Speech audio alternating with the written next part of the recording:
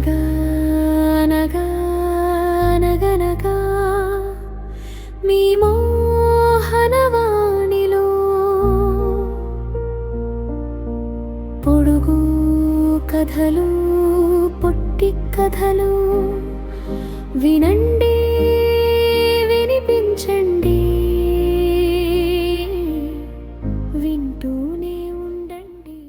రామాయణము విన్నా చాలు, వింటే ఏమవుతుంది? ఈ షార్ట్ స్టోరీలోకి వెళ్ళి విషయం ఏమిటో అర్థం చేసుకుందాం. ముందుగా మోహనవాణి శ్రోతలకు, భగవద్బంధువులకు, ఆధ్యాత్మిక మిత్రులకు హృదయపూర్వక ధన్యవాదాలు. అనగనగా ఒక ఊరిలో ఎవరో రామాయణ ప్రవచనం చెప్తున్నారు. బండోడు శ్రద్ధగా విని అర్ధరాత్రి ఇంటికి వచ్చాడు.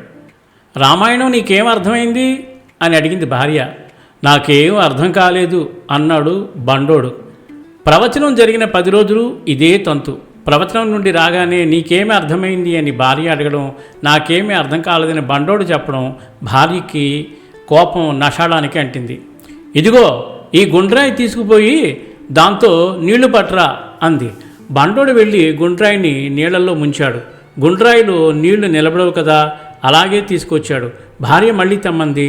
మళ్ళీ వెళ్ళాడు. అలా 10 సార్లు తిప్పింది.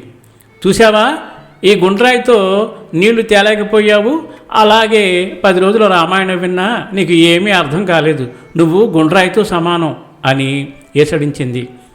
అప్పుడు బండోడు అన్నాడు, గుండ్రాయి నీళ్లు తేలేకపోయిన మాట నిజమే, కానీ 10 సార్లు నీళ్లలో మునగడం వల్ల మాలిన్యం అంతా పోయి అది శుభ్రపడింది కదా. అలాగే రామాయణం నాకేమీ అర్థం కాకపోయినా 10 రోజుల నుండి వినడం వల్ల మనసు తేలిక పడ్డట్టు హాయిగా ఉంది, మనసు ప్రశాంతంగా ఉంది అన్నాడు. భర్తకి అర్థం కావలసిన దానికన్నా ఎక్కువే అర్థమైందని భార్యకు అర్థమైంది.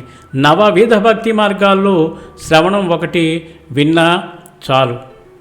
ఓం శ్రీరామ్, జై శ్రీరామ్, జై జై శ్రీరామ్. సర్వే జనా సుఖినో భవంతు, లోకా సమస్త సుఖినో భవంతు. ధన్యవాదాలు. స్వస్తి.